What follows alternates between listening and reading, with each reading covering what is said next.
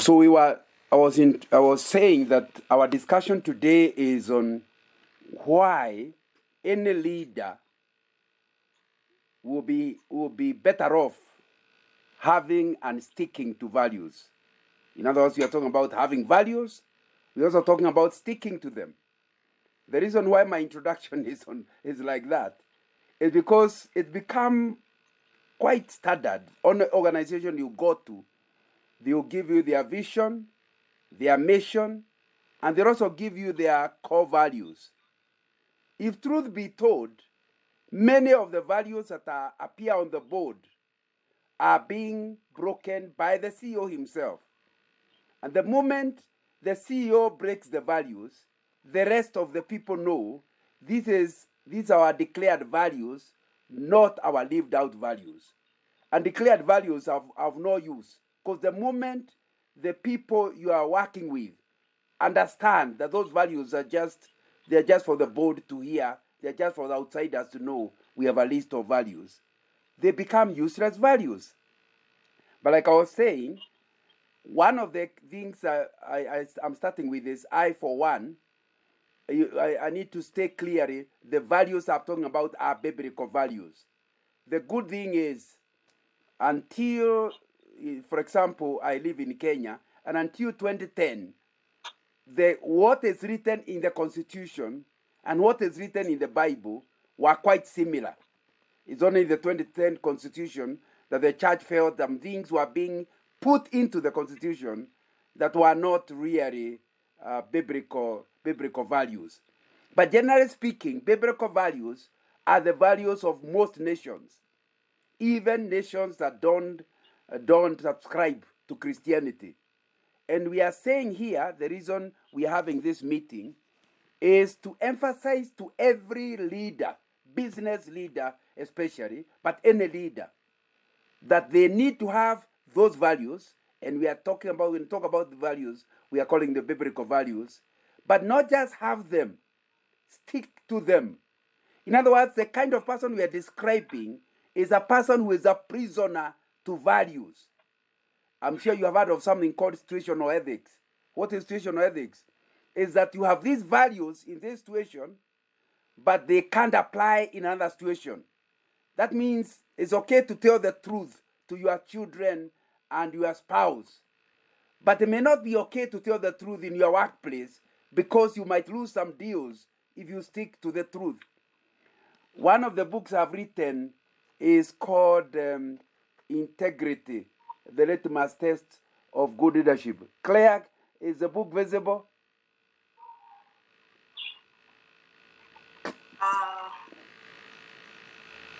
Can you see the book? Is it part of the presentation? No, I'm trying to show it instead of my face. Yes, we can see. Yes. On your video. Yes. Now, so that is the book on which my talk is based, and my books are available in the internet. If you just go to Amazon and Google "Integrated: The Litmus Test of Good Leadership" by John Nganga, you will be able to get the book in the internet. And the reason I wrote the book is to emphasize that having integrity, living by values, is not just good for others, it's actually good for you. And that's really the thesis of our discussion today. I left the university in the 1970s. My first job was in working for the bank, and a development bank. And I learned very early that living by values has its own challenges. I just came one morning, and in the department I was working, that's 1977, in the department I was working, we were required to enter into a register your name and the time you have arrived. Nobody seemed to look at that register, but because we were told that, that's what I started doing. One morning, I came and put my name, John Nganga, 8:15, and I went to my desk, continued working. But for the rest of the day, I started seeing people looking at me in a very strange way. And I wondered why. Nobody was telling me exactly what could be wrong. Am I dressed badly? What is the issue? It's around 11 o'clock. One lady just came to me and said, "Young man, what's wrong with you?" I said, "What have I done?" And he said, "You have told us, you have reported us that we came late." I said, No. I've not even been there to the boss's office. He says, "You don't understand what you did?" I don't. And she explained. By writing on the book, John Nganga 8:15, anybody else who came after that could not write 8:14. It meant that all the people who came after me, like me, reported that they came late because we were supposed to be in the office before 8 o'clock. And so I had not realized that nobody used to come after 8. Even if you arrived at 9, you wrote 8 o'clock. So nobody came late. But by coming at 8:15, I forced everybody who came after me to be recorded as late. So I said, "Madam, I'm very sorry. I had no intention of reporting anybody. But I won't tell a lie. Telling the truth is my value. I can't tell a lie. The best thing you can do is pray that I never come late. Because next time if I come at 8:30, I'll still write 8:30. Because I can't write another time. And my intention has nothing to do with harming others. It's just to speak to the truth. And I realized I was causing trouble in the organization. So I want to admit right at the introduction that by having and sticking to values in a group that doesn't have the same values or does not stick to those values, it will give you challenges. But I want to say that the benefit is people within no time realize they can trust you.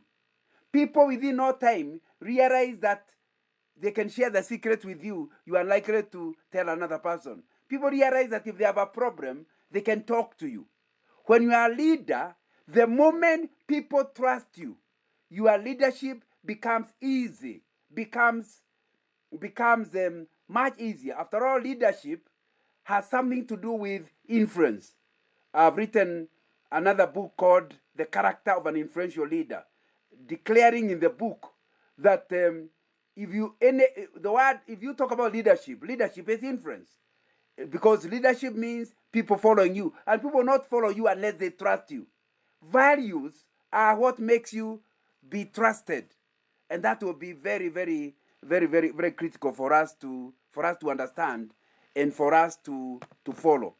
My hope and prayer is that we who are in this forum will understand right at this introduction the important. Now, when you talk about values, and we are talking about biblical values, several come out very clearly. One of them is what Jesus told us: treat others as you'd like them to treat you. And of course, we normally call that the golden rule. And that's a value that is very important for every CEO. That your staff, your juniors, need to know that you cannot treat them any different, that you not like to be treated. You are human beings just like you are human beings. You may have one set of responsibilities, they have a different set, but you are both human beings. And they need to understand that you value them, that you respect them, that you not do to them anything you would not want them to do to you, even if they are your juniors. That's what we call the golden rule. Another one is still from Jesus. Somebody has called it the platinum rule. On the South African in our meeting today can tell us, since they produce platinum, whether platinum is more valuable than gold. But I'm told platinum is more valuable. And I'm told the platinum rule is love your enemies. In other words, do to your enemies good. That is the platinum rule. When you reach the level where people know that you value them to the extent that even if they did wrong to you, you do not revenge, that you do what the company requires you to do, but you will not be vigilant. In other words, you are not the type of a person whom somewhere in a social gathering, someone doesn't even greet you or is rude to you, and then you bring that matter to work to revenge because you don't, and you are using the golden rule. You are doing to them what they did to you. Now, when you operate under the platinum rule, it means you have no vengeance. You cannot do to people evil, even if they did evil to you. You will do what is required of the company. Of course, if you need to discipline somebody, the rules are clear in the company. You apply them. But you are not doing it out of being vengeful. That's really what you are talking about. I've written another book called The Secret of Contentment. For you to be able to apply your values, the biggest selling point is simply the ability to live a contented life. When you live a contented life, the third value becomes important, the value of integrity. Why is there corruption in many places, including Africa? It is because people want to amass their wealth, want to amass things. And because they want to amass, they are greedy. They are not contented with what they have. They end up doing almost anything to get it. One of the values every CEO must have is contentment. And contentment does not mean lack of ambition. If you read my book on contentment, you'll see. We are not talking about lacking ambition. You can be ambitious, trying to get to be better and higher, but in the meanwhile, where you are today, you are happy to be there. That's what you mean by contentment. And it will be important that is something you yourself are so to. Let's go to the next card.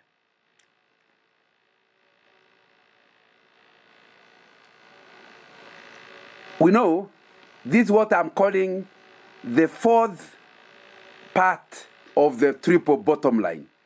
You have heard it. You have heard the bottom about the TBL. It's a new, in the last 10 years. It's become quite big, and most of you CEO are used to it. The triple bottom line, which is an accounting framework that incorporates three-dimensional performance.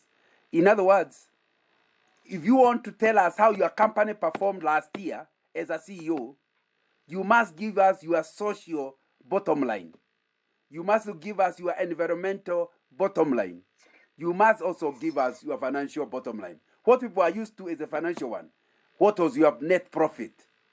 But we are saying that we need to introduce the triple bottom line. It came from the concept of the balanced scorecard. We want to have it in order to entail the CEO that's not enough to make money. We are interested in how you made the money. And the three faces, the three facets that can be used, somebody called them the 3 P's of the triple bottom line. That means, what impact did you have on people? That's the social. What impact did you have on the planet? That's the environment. And how much did you make for the shareholders? That is the profit. But I'm saying in this meeting, for you who is a man of faith, you need to have the fourth bottom line. And I'm calling it transformation of stakeholders' values. Now that you can see those values you have are not necessarily the values others have, instead of simply fighting the people you are working with among your stakeholders. And when I talk about stakeholders, these are people who either are affected by your organization or affect your organization. We are talking about shareholders, we are talking about staff, we are talking about customers, we are talking about the people in the government who you operate under. It should be your responsibility as a CEO to ensure you have a bottom line where at the end of the year you can say, did I help my organization staff or stakeholders to change their values so that they have biblical values? You know, the triple bottom line approach result in increased revenue. That's why I'm saying why you should be sold to them. We have been told by those who espouse on the triple bottom line is that it helps increase your revenue. And I'm saying when the people are transformed, when your values are transformed, and you're not be transformed by values you yourself are not practicing. When they are transformed, they commit themselves more to the organization, and so you end up with increased revenues. It also means you end up with market share. Why? Your salespeople are going to be people of values. And because they are people of values, people trust them. Because people trust them, what will happen is that they will, in the end, end up selling. You know what? Like if you have two, I worked for about 30 years for a multinational company, Shell, and we used to sell our lubricants at a higher price than the rest of industry, but we still had the highest market share. And initially, when I was a young man, when I was new in the company, I wondered, how can you sell product at a higher price and you still have a higher market share? It's because when you deal with lubricants have a very small budget in any organization's balance sheet. But if you put in your factory, you put wrong lubricants, the whole factory will close down. It's a small item. So what happens? You do not want to use a lubricant that you don't trust. So when you have values that talk about giving quality product as a value, what happens? People in the market start trusting you.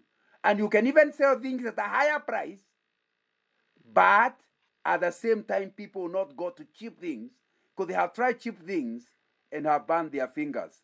So your market share will rise because of values. Not initially, but at the end. It also increases employees' retention. Because once the staff are happy with your values, they imagine what the stories they are hearing from their cousins in other places. And they want to work for your organization. Therefore, you're not in perpetual training, where you get somebody, you train them, they leave. You get another one, you train them, they leave. When you are a CEO of values, the staff retention becomes very high. And of course, you have community support.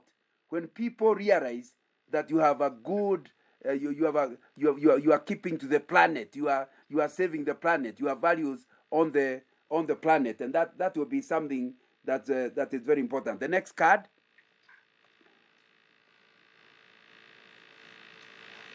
You know, I want to very quickly at this stage try to emphasize the consequence of being unethical as an organization. Remember, we are talking about why a CEO who is leading an organization must have values and then sell those values for others to have similar values. You know what happens when you are not somebody who is keeping to the values? You lose reputation and you lose clients, which of course will automatically also affect your bottom line.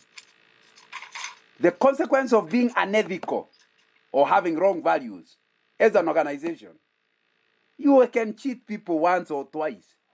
But the moment people realize they can't trust your milk, they cannot trust your soda, they cannot trust your pen, to undo the word of mouth negative advertising, you will be having a huge bill, or to try to correct what has gone wrong, but you'll be in a lot of trouble.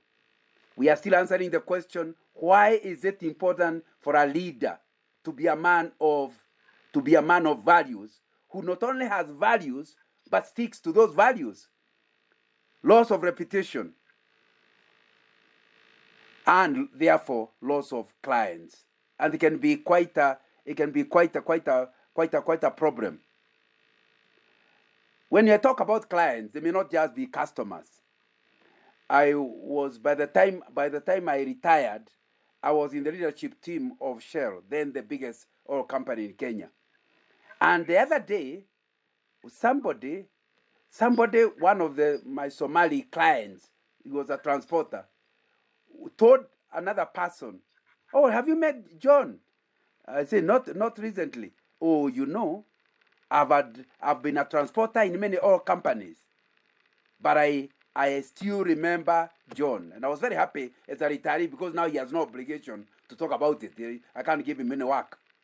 And he said the fact that he knew I refused to accept bribes from him, but I could not take bribes from anybody either.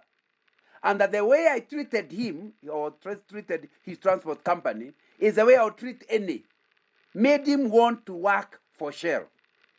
That means I can insist on paying him a transport rate, not as high as he is getting in another oil company, but he will still want to work for Shell, because in Shell he is assured that he is going to be treated fairly. So when you talk about clients, there are many. I also can give an example. When I used to be the manager for Shell for Western Kenya, I operated from Kisumu, but covering Western Province and Nyanza Province then, 1980s. I was a local manager there. And I still remember a time when Moi had gone to something they were calling district focus. So the whole district would do a tender for supplies. And so it will be a big tender, whereas earlier used to be by department. But now you did one tender for the whole district for petroleum supplies. And I still remember placing a quotation. And again, like I told you, Shell didn't quote very low. So we could not win because it was not right. It was not low enough.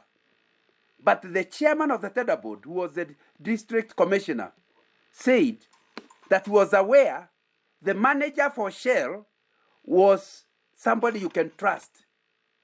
And since we are complaining about problems of petroleum companies that are milking us dry as government, I would suggest, even if he has not quoted well, we give him a second chance. So my sales rep was the one who had gone for the opening of the tenders, but he was told, no, ask your boss to come. So I went in the afternoon. When I went, they told me, Mr. Nganga, your quotation is not good, but we would like to work with you. Please go and sharpen your pencil, make it better. Then the chairman told the rest of the tender board, this guy was with me in the university. When we were throwing stones, he would not throw stones. Of course, that we did that I was in the university in the mid-70s. And I did not even know the DC knew me. I could not remember him. He was not a Christian. Therefore, and the university, of course, is big. But he seems to have maybe attended the Christian Union, or whichever way he knew me. And even knew that I was the one who was the manager in Kisumu. So I went. I consulted my head office. But my head office said, with the government, they pay late. It's difficult to get the money back. The discount we authorize you cannot go higher. So I was thoroughly embarrassed to have to go back to the tender board and tell them that I cannot improve my offer, I was very embarrassed because you see, they were trying to favor Shell because of me, but now I could not get the business. So I went and told them, but of course I didn't have authority to give a discount. So I went and told them exactly that. Do you know the chairman still told them, you have a choice to make. Either to go for the higher price, but be assured that there will be no fraud. Or go for a lower price and continue losing your fuel. The tender board decided to award a huge tender worth millions to Shell, not because of Shell, but because they knew there was a manager with ethics. So when I'm trying to tell you, it actually affects the bottom line in other areas. But the bottom line will be affected positively if you have values. Another one, consequence of being unethical, is dependency on unethical agents and clients. If you're unethical yourself, you attract similar people. When people know that this organization has ethics, people who are fishy will not work for you. For example, you want to get importation of goods, and there is a clearing agent who is unethical. when you insist on everything being clear and open, you cannot allow him some money that is covered up and not clear. He will not want to apply for work with you. He will not quote. But when you depend on unethical agents and clients, what happens? You yourself are then branded unethical. Your organization ends up in trouble. Another one, risk of discovery. Because if you are doing unethical things, I don't know where this statement came from. I don't know if it's African or where it came from. They say the days of a thief are 40. I don't know why not 39. But your 40th day finally comes. So you need to understand if the organization you are leading is unethical and you are leading it, you may seem to do well initially, but your 40th day comes. And when you are discovered, you might end up with the fines, and that's a small one. You might end up with the penalties. There may even be legal costs. But more importantly, you may be prosecuted, including the CEO being jailed. All those are things that you go through when you do not work ethically. But the worst of them is really internal. Lack of trust among the team. People don't trust each other. So you are in a team, but the team is not cohesive because you think the other one is undercutting you. You know, you are reporting me to the boss. You are doing this. There's no cohesion in the team because people can't work with dichotomy. If you are unethical in one area, it will affect other areas too. And so in the team, people don't trust each other. And if you're a team of the supply department, of the marketing department, of the accounting department, and the teams are not trusting each other, they work with what we call silos. And within no time, there's so much internal competition, you cannot tackle the outside challenges that you are facing. Lack of trust among team is a result of a team or a CEO who is not leading an ethical team. Then there is also the issue of detrimental to company culture. You want a culture. I know you want to cheat the outsiders. You want to cheat the market, but that becomes part and parcel of the culture of your organization. And you know something I've discovered?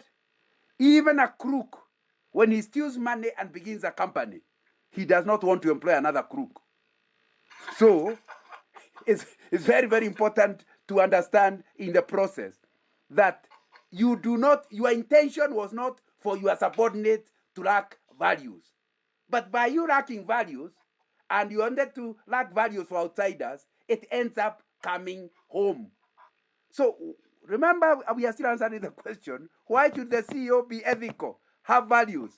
It's because you don't want to work for an organization or lead an organization that has bad culture, where it is eating itself and it will finish itself. You know, of course, now I can go on to the issue of lack of trust stakeholders. When the board does not trust you, every board meeting will be a fight. A 2-hour board meeting will become 7 hours. Because even when you are telling them the truth, they don't believe you. So what do? They do forensic audits, very expensive audits, wasting company money, only to discover there was nothing wrong, you are done. All of it related with, because they don't trust you, nothing flows. You come up with a fantastic project, and the board thinks, what is in it for the CEO? My friend, to have no values as a CEO is your own undoing. And I think it will be very, very, very important. So in the process then, you are assured of less business, therefore less profit, more uncertainty, and possibly, finally, suspension and firing from the organization. Next slide. What about you as a person? I was trying to argue initially why you need it is for the organization, the benefit to the organization of being ethical. Now I want to turn and talk about the benefit to you yourself as a staff, as a senior staff. You know, you yourself should be aware that nobody may lead you, nobody may outside there may take you to jail, but you could be disciplined. And you know the truth is, everybody has a boss. The CEO has a boss. The board chairman has a boss. Because the board is the boss of the chairman of the board. All of us have. And there is possibility of discipline when finally your 40th day comes. So what in the process, let me say it at this stage, you live under fear. Every time there's an audit, you are fearing they are going to expose you. Every time you realize that one of your staff is a relative of the chairman, you keep asking, when they meet for family meetings, might this guy be telling the chairman about me? But when you are clean, you do not live under fear of being disciplined or any problem. It doesn't matter what your juniors tell the chairman, because even if the chairman was to check, he's not likely to find anything. So you don't live under fear at all. You're proud of the way you live your life, so you don't live under fear. And I want to tell you very clear. I tell people, and I argue in my book on integrity. I argue there. People of integrity, people of values, live very simple lives. They don't even require very good memory. If you ask a person with integrity, where was he born, he won't create it. He either tell you where he was born or tell you, no, that's private. If he tells you he was born in Yarugunga, then you forget about it. 2 years later, you say, hey, by the way, John, where did you tell me you are born? I have to keep remembering. What did I tell him last time? You complicate your life. That is at a personal level, when you do not live by integrity.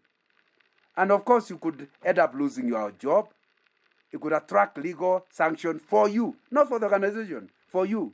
Could be prosecuted. But the worst of them, at the CEO level, reputation is a big issue.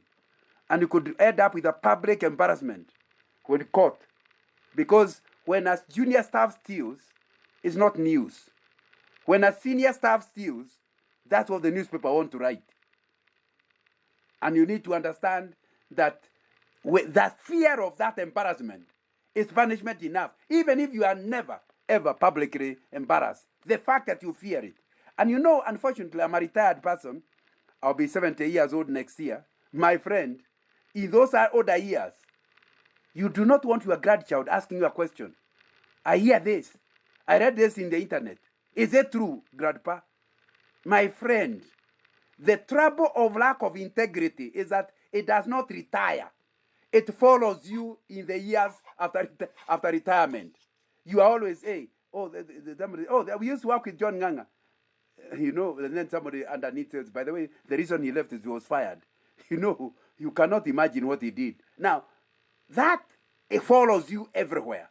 And you paid it with a few shillings. Maybe the reason you are lacking ethics because you wanted to make money. That money is not very useful in your old age. And I think that's one of the things you discover you have a problem. It robs you of peace of mind, is what I'm saying. And makes you restless. Not just when you fear what will happen, but the fact that it will follow you in retirement, like I'm saying. It also gives restrictions from future jobs or success or future entrepreneurship. You want to begin your company, but when people associate you with what you did, you brought down a sugar factory. Now you want to start your own consultancy firm, or you want to start your own entrepreneurial enterprise. But they know you are the one who brought down a sugar factory. There will be difficulty. And the issues you did that place will follow you for the rest of your life. So you need to understand that what you are doing currently may determine how you live after that.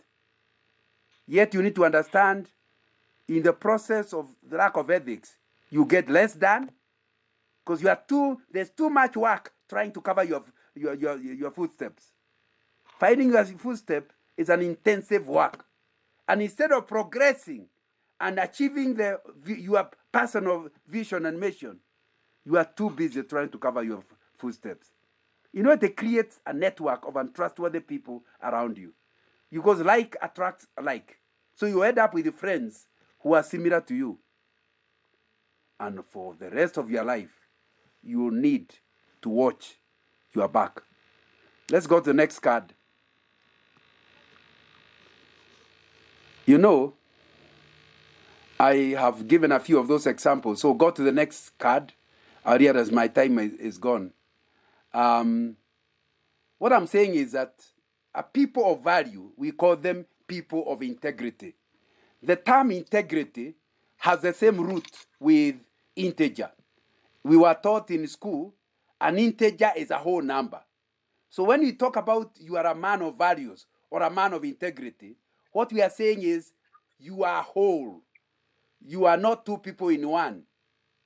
It means if you're a man of integrity, what you are in the dark is what you are in the light. You are not two different people.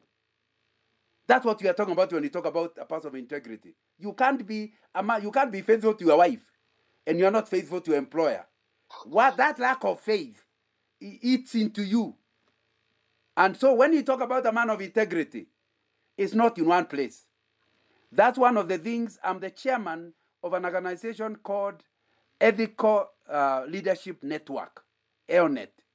And one of the things we are doing currently is to try to go to organizations and audit their ethics.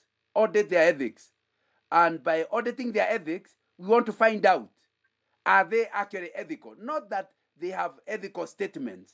Are they actually ethical? I would encourage you to go to our website, eonetkenya.org, to find a list of people, because once you qualify, you are put as a leader or as an organization, you are put in that list of ethical organizations or ethical leaders.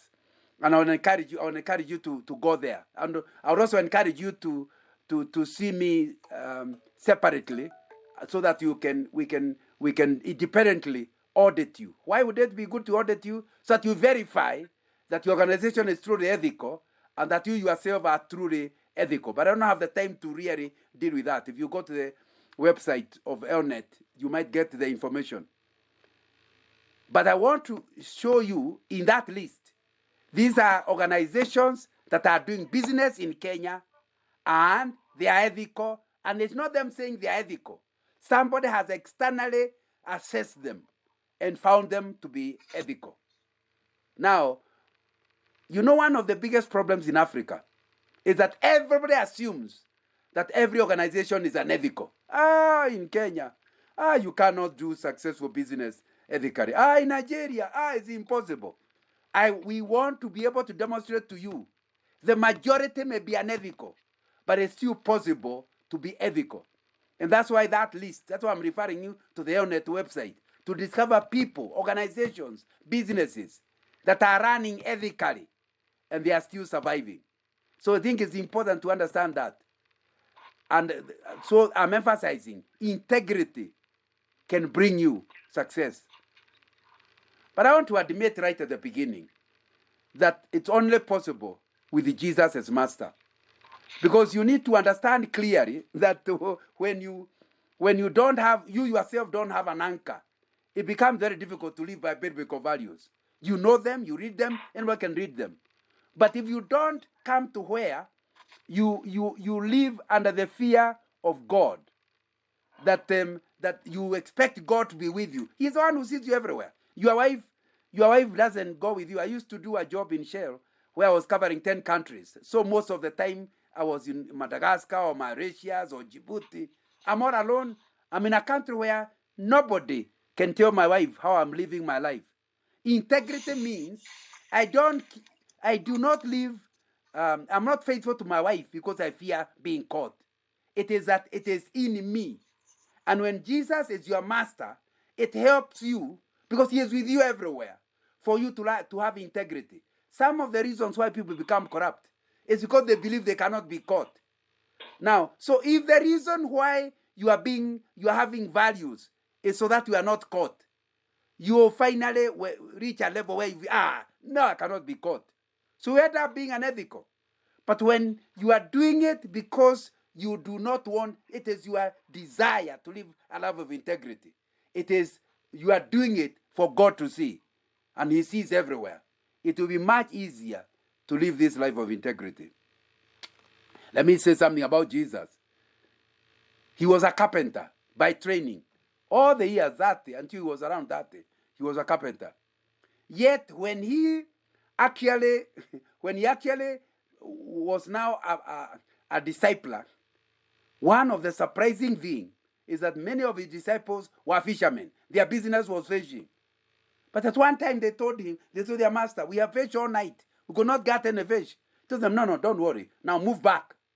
And they wondered, surely we could not get fish the whole night. And this is a carpenter telling me. Then they realized he's a carpenter, yes, but he is Jesus, our master. So they did what he said. That is in John chapter 21. Early in the morning, Jesus stood on the shore, but the disciples did not realize it was Jesus. He called out to them, friends, have you any fish? No, they answered. He said, throw your net on the right side of the boat and you will find some. When they did, they were unable to haul the net in because of the large number of fish. And that has not changed. Jesus may never have been a factory manager. Jesus may never have been a leader of a legal firm. Jesus may never have been. But because he is God, when you involve him in your life, and of course that means living a life of integrity, he will tell you to where to put the fish. That's why you find your business getting success. A friend of mine told me a story I've never forgotten. He was a chief accountant. Let me not name the organization. And they were trying to balance their books before a board meeting. And the balance sheet could not balance. And you know, for an accountant, those of you who are accountants, even 5 shillings is enough not to make it balance. They worked. It was midnight, and the board meeting is in the morning, and they could still not balance. So he finally told his staff, let's go home. We may have to admit before the board. But he was very embarrassed because, of course, the buck stops with him. When he went to sleep, he prayed, God, this is very embarrassing. Please help me to balance these books. In the middle of the night, he saw in a dream the balance sheet. And he saw the figure that was stopping the thing balancing. He woke up, went to the side of the bed, wrote it down, and now slept properly. Woke up in the morning, had his breakfast, ran to the office. And of course, the whole team was worried. He said, don't worry, I can tell you. Go open this page. Can you see that figure? Yes. Adjust it. The book's balanced. Of course, people thought, his staff thought, what a clever guy. He wasn't clever. The fact that he is professional, he wants to do the best, but he's involving Jesus in the work. And he discovered Jesus getting, and I can talk about that in my own professional life. That the reason you'll be a man of integrity is because you know lack of integrity will chase Jesus away. And having Jesus in your business life will certainly make your business more successful, your professional life more successful. Next card, but I realize my time is up. How you define success, as I finish, is my last statement. How you define success will determine how you live your professional life. The kind of CEO you are is defined by your definition of success. Next card. And I think it's important to ask yourself, what is success to you? The word definition of success. You need to understand success does not mean same thing to everyone. For some people, being successful means reaching the top position, being the CEO of a big organization. You know, the term CEO is a meaningless term because I'm a CEO of my company, but that doesn't tell you how big Taruma is in terms of turnover, in terms of employees. So you can be a CEO. It's the easiest job to actually acquire because all you need is to register a company and you'll be the CEO of that company. But so the CEOs do not look at success as being CEO. It's being CEO of a big organization. Or other people regard success as having enough money to live happy lives. Others regard successes to be without worries and fears regarding the future. And another one is to be a top seller on the market, have a bigger market share. Next card. Thus, the world defines success mainly by measuring the amount of wealth, or maybe by looking at power. But sometimes they measure it by popularity you obtain in the world. Then you say, that guy is successful, either because of his wealth, or because of his power, or because of popularity. This is deceptive and tragic, because its focus is on what is fleeting and passing and ignores what is lasting and eternal. You can be wealthy and unhappy. You can be powerful and fearful. You can be popular and without contentment. So if that's what you are measuring as success, and when you measure these things, they are the one who are taking you away from values. Next card.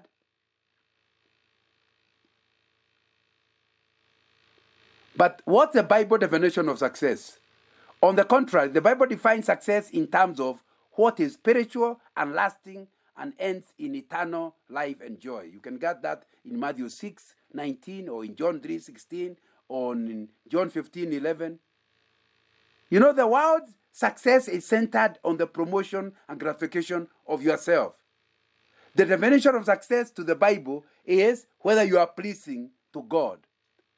Biblical success is centered on obedience to and glorification of God. The moment you feel like what you are doing is honoring God, that God is happy with you, you sleep like a baby.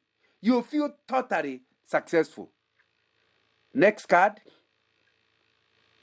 So true success then is achieving the reason for which you are created. The moment you know you are walking in the center of God's will, and being CEO may be that. But being CEO, I've told you, is easy.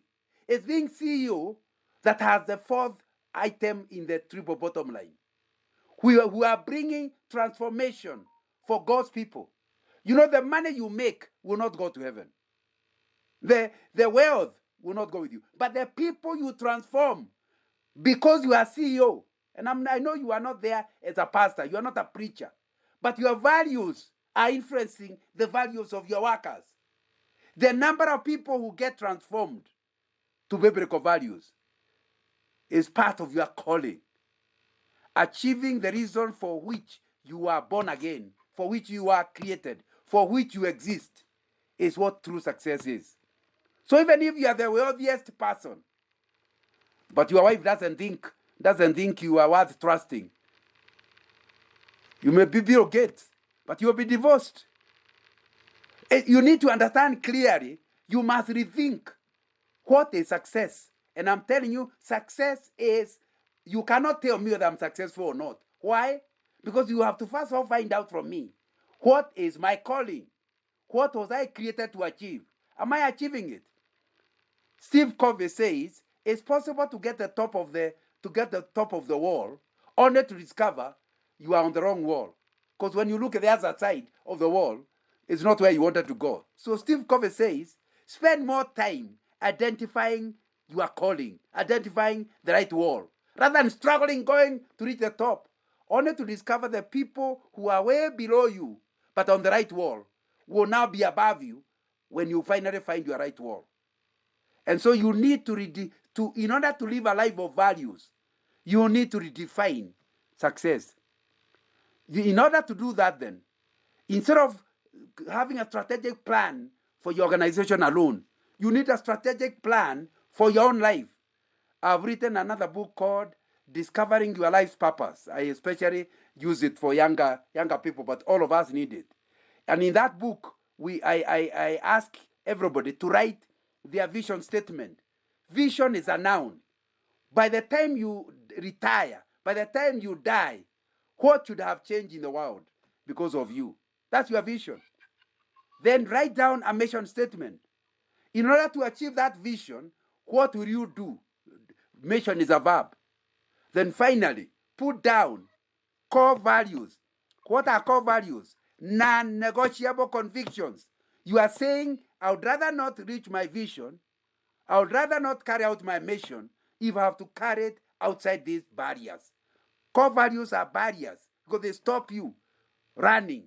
You only want to run within the values. You know, our work produces fruit. But this fruit is not for you to assume. No fruit tree ever eats its own fruit. Fruit, the reason that fruit tree produces fruit is for others to benefit.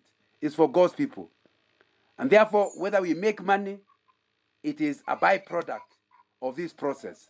Now, my time is up. So it's 50 minutes. I've been given 45. So I stop there, but the notes will be made available by the MC so that you can have it. But I hope, as I finish, the three things I have said. Number one, that it is in your personal interest to have values because they make you live an enjoyable, contented life. Number two, that it's in your organization's interest to be a CEO of values because it makes your organization be trusted, its products or services be trusted. And therefore, you are likely, by improving the fourth bottom line, you are also likely to improve the P of profit. Thirdly, I have recommended that for you to really stick with the values, you need to act your values for the audience of one, where God is your audience. You don't live ethical values for your wife to see because it's not with you everywhere. For your board to see, it's not with you everywhere. But it should be internal between you and God. Commit to living a life of values. Then the others will benefit in the process. But it begins by you having God as your witness that you are living a life of values. Thank you very much. The meeting is back to you.